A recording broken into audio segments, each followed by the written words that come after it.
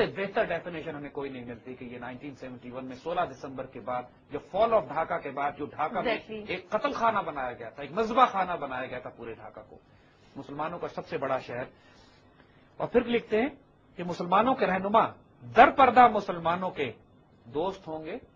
یعنی در پردہ مسلمانوں کے دشمن ہوں گے، ظاہر میں دوست، یعنی مسلمانوں کی جو لیڈرشپ ہے اور اپنے گناہوں سے، اپنے ظلم سے، اپنے جھوٹے وعدوں سے کافروں کو فائدہ پہنچا رہے ہوں گے. دیکھیے مسلمانوں کی، جب میں نے یہی بات شیخ مجیب الرحمان کی مثال ہم نے لی، پاکستان کے سیاسی حکمرانوں کی ہم نے اس وقت بات کی کہ جو ظاہراً مسلمانوں کے دوست بنے ہوئے تھے. مجیب الرحمان یہ کہہ رہا تھا کہ میں بنگلہ دیش کے مسلمانوں کا پڑا، پاکستان کے اندر جو سیاسی لیڈر تھے جو مجیب الرحمان کا ساتھ دے رہے تھے، وہ اندر سے ملے ہوئے تھے ہمارے دشمنوں کو، اور ان سب کی سازشیں یہ تھیں. اس میں کوئی شبہ نہیں ہے کہ پاکستان کی قیادت نے بدترین خیانت کی اس وقت مسلمانوں کے ساتھ اور پاکستان کے ساتھ، جو نہ ڈپلومیسی کی گئی، نہ پاکستان کے دفاع کا بندوبست کیا گیا، جان بوجھ کر پاکستان کو سیاسی، میڈیا اور اکنامک اور ملٹری فرنٹ پہ نقصان پہنچائے گئے. سیاستدانوں نے اپنے مفاد کے لیے ایسے ایسے نعرے لگائے کہ ادھر تم اور ادھر ہم، اور جو کوئی جا کے ڈھاکہ میں اگر حکومت میں شامل ہوا تو ہم ٹانگیں توڑ دیں گے اس کی. یہ ساری باتیں سیاستدانوں کی کہی ہیں. اور مجیب الرحمان جیسے لوگ جو در پردہ دشمنوں سے ملے ہوئے تھے، ظاہر میں اپنے آپ کو پریزنٹ کر رہے تھے بنگالی مسلمانوں کا دوست، تو انہوں نے یہ کہا کہ مسلمانوں کے جو رہبر ہیں ان کی خیانت کی وجہ سے یہ شدید نقصان مسلمانوں کو اٹھانا پڑے گا. مگر 1971 کی وار کے بعد پاکستان ری گروپ کس طرح کرتا ہے، اس کے بارے میں اشارہ نعمت اللہ شاہ ولی جو دیتے ہیں وہ اگین حیرت انگیز ہے. یہاں پہ وہی کہتے ہیں لشکر منگول آئد از شمال بحر اون فارس او عثمان ہم چارہ گراں پیدا شود. اس پاکستان کو جو مسلمان ہیں ان کی مدد کرنے کے لیے منگول آئیں گے شمال سے، یعنی چائنیز شمال سے آئیں گے مسلمانوں کی مدد کرنے کے لیے، اور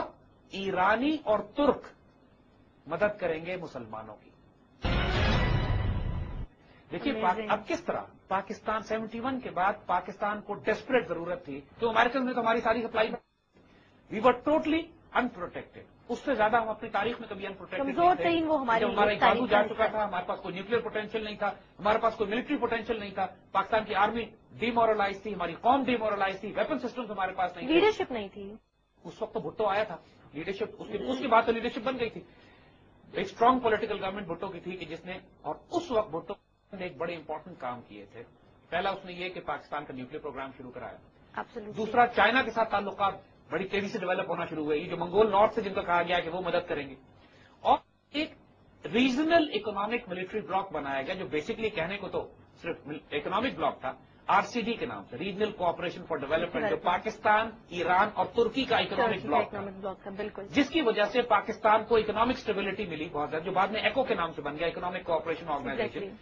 تو نعمت اللہ جی بھی بتا رہے ہیں کہ اس فساد کے بعد جب مسلمانوں کا سب سے بڑا شہر قتل گاہ بنے گا، مسلمانوں پر ظلم ہوگا، مسلمانوں کے حکمران اندر سے دشمنوں سے ملے ہوئے ہوں گے، اس ساری تباہی کے بعد جب مسلمان ری گروپ کریں گے تو یہ تین کنٹری، یہ جو بچا ہوا پاکستان ہے، بچا ہوا مسلمانوں کا علاقہ ہے، یہ جو غرب کا مسلمان ہے، جب انہوں نے شرق اور غرب کے مسلمانوں کی بات کی تو مشرقی پاکستان اور مغربی پاکستان کی بات ہوئی. تو جو غرب کے مسلمان ہیں وہ ری گروپ کریں گے چائنا سے مدد لے کر، ایران سے مدد لے کر اور ترکی سے مدد لے کر، اور وہ تمام اکنامک بلاکس اور ملٹری بلاکس جو ہم نے بنائے ان کی بھی ایک جھلک اس میں ہم کو اس شعر میں ملتی ہے کہ how did Muslim reorganize us, how did we reorganize us. And this is so to the point and so brief. This is so accurate کہ people actually get into a state of disbelief. یقین نہیں آتا کہ لوگ سمجھتے ہیں کہ شاید یہ شعر بعد میں لکھے گئے. Very true. لیکن یہ سارے شعر نے عرض کیا کہ جیسے یہ تمام پرانی کتابوں میں لکھے ہوئے ہیں، ہم ان کو پلیس کر رہے ہیں آج کے دور کی جیو پالیٹکس میں کہ یہ کس دور میں کہاں اپلائی کرتا ہے. بالکل، کیونکہ یہ کام پہلے مسلمانوں نے کبھی نہیں کیا. زیادہ سے زیادہ کام جو تاریخ میں کیا گیا ہے وہ نعمت اللہ کے شعروں کو جمع کر کے سنبھال کے رکھنے کی کوشش تو کی گئی ہے، لیکن ان کو سیکوینس کر کے جیو پالیٹکس میں اپلائی کرنے کے بعد اپنی فیوچر اور پریزنٹ اسٹریٹجیز کے اوپر میپنگ کبھی نہیں ہوئی، اور یہ پہلی دفعہ ہم کرنے کی کوشش کر رہے ہیں. دس از سم تھنگ جس پہ مزید ریسرچ کی ضرورت ہے اور کام کرنا ہے. ہم مزید وہ نسخے تلاش کر رہے ہیں جو پرانے نسخے، ہمیں یقین ہے کہ پرانی لائبریریز میں کہیں نہ کہیں ہمیں ملیں گے اور جس پہ مزید وہ شعر ہوں گے، کیونکہ 2000 سے زائد شعر کہا جاتا ہے کہ انہوں نے کہے ہیں، اور ابھی تقریباً 250-300 کے قریب شعر ہیں جو بچے ہیں. تو we are still in search, we are looking for them, لیکن whatever we have found is so fascinating کہ ہمارے خیال ابھی بھی جو ہم نے ڈسکس کیا جیسا وہ بھی ایونٹس کو ریلیٹ کر رہا ہے. ہمارے خیال میں اتنی انفارمیشن بھی کافی ہے ہمارے لیے کہ ہم آئندہ آنے والے وقت پاکستان کی جیو پالیٹکس کس طرح بلڈ کریں. جو موجودہ دور کے بارے میں جو ہم سمجھتے ہیں کہ نعمت اللہ شاہ ولی نے جو پریڈکشنز کی ہیں ہم ان کو بھی آئندہ ڈسکس کریں گے، اور خاص طور پر اس کے بعد جو فیوچر پروڈکشنز ہیں کہ جو جیو پالیٹکس آئندہ بلڈ ہوگی آج کی دنیا کے حساب سے جب آپ اس کو میپ کرتے ہیں تو یو ایکچولی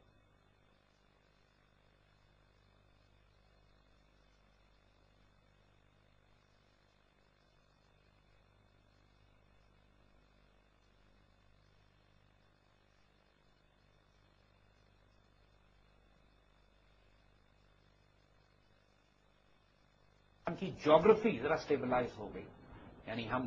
اس کے بعد سے تو پاکستان نہیں ٹوٹا اللہ کے فضل سے، اسٹیبل گورنمنٹ جب آئی ہے، تھوڑی سی اسٹیبل گورنمنٹ آئی، ایک تھوڑا سا نظام پھر جنگ بھی اس کے بعد ایسا اس کے بعد کوئی میجر جنگ ہم نے 71 کی طرح کی انڈیا کے ساتھ نہیں لڑی، پاکستان کی اکانومی بہتر ہونا شروع ہوئی، فورن پالیسی بھٹو کے دور میں بہت اچھی بنی، اس کے بعد اس نے اسلامک کانفرنس کو ری آرگنائز کیا،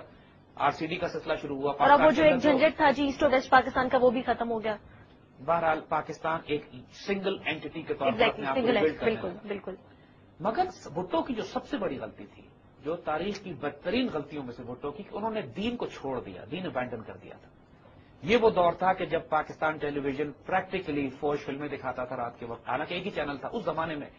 حال یہ ہو گیا تھا کہ کراچی کی گلیوں میں شراب خانے کھل گئے تھے، کراچی میں سب سے بڑا کسینو بننے لگا تھا ایشیا کا، جو آج فن لینڈ پلے لینڈ بنا ہوا ہے کراچی کے ساحل پر، لیکن اس زمانے میں وہ کسینو کے طور پر ایک جوا خانے کے طور پر کھل رہا تھا۔ یہ وہ دور تھا کہ جب اخلاقی انارکی عروج پہ جا رہی تھی، یعنی مورل انارکی، اخلاقی انارکی، مذہب اور دین کے معاملے میں ان کی دھجیاں اڑائی جا رہی تھیں، اور اس قدر فحاشی، برائی اور بدکاری ملک میں پھیلنا شروع ہو گئی تھی کہ بھٹو کے خلاف ری ایکشن میں نظام مصطفیٰ موومنٹ چلائی گئی تھی 77 میں۔ اس کا نام ہی نظام مصطفیٰ موومنٹ اس لیے تھا کہ ملک کے اندر اس قدر آوازی وہ ریئیکشن تھا اس کا نام نظام مصطفیٰ موومنٹ دیا گیا۔ تو نعمت اللہ اس سارے دور کے جو واقعات بتاتے ہیں کہ اس کے بعد آنے والے، اور ایون اپ ٹل ٹوڈے پریکٹیکلی،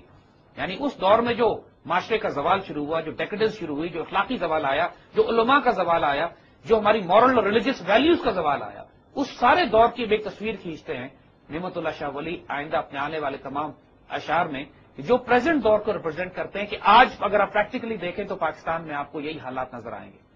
مگر اس کے بعد پھر مسلمان کس طرح ری گروپ کرتے ہیں، فرماتے ہیں کہ عالم اپنے علم پر گریہ زاری کریں گے، روئیں گے، اور دانا لوگ اپنے فہم پر گریہ زاری کریں گے، یعنی جو عالم علم لوگ ہیں وہ روئیں گے کہ ان کے علم کو کوئی سننے والا نہیں ہے، جو دانشور لوگ ہوں گے، جو سمجھدار لوگ ہوں گے، وہ پٹیں گے، روئیں گے اس بات پر کہ ان کا علم کوئی سننے والا نہیں ہے، اور نادان لوگ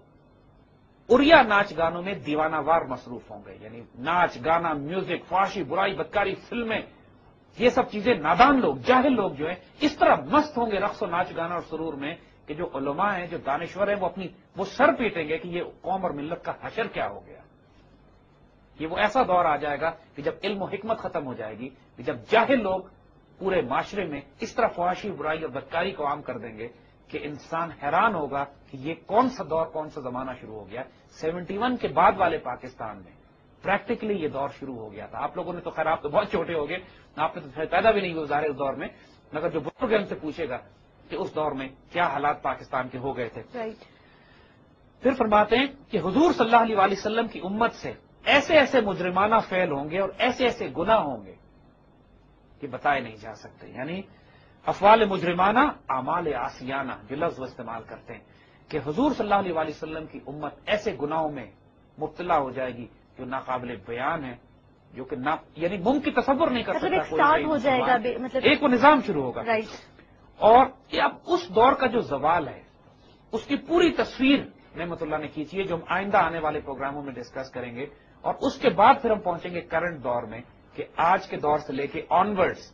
پھر ہم کیا دیکھتے ہیں کہ modern geopolitics and productions of Nimat Ullah ولی یہ کہاں کنورج کریں گے، یہ ہم آئندہ دیکھیں گے۔ بہت شکریہ زید صاحب۔ ویورز، آج آپ نے براس ٹیکس کی ایپیسوڈ دیکھی، ہم نے ڈسکس کیا اس میں پاکستان بننے کے بعد کے جتنے بھی ایونٹس تھے جو کہ نعمت اللہ شاہ ولی نے اپنے جتنے بھی ہمارے پاس ان کا ریسرچ مٹیریل اویلیبل تھا اس سے ہم نے ان کو ریلیٹ کرنے کی کوشش کی اور آپ کو بتایا، اور اس نے ایک بیس سیٹ کر دی۔ ڈیفینیٹلی ہم آنے والے پروگرامس کے اندر جو گفتگو کریں گے فیوچر ایونٹس کے حوالے سے وہ یقیناً آپ کے لیے بہت دلچسپی کا باعث ہوگی۔ تب تک کے لیے اجازت دیجیے گا، اللہ حافظ۔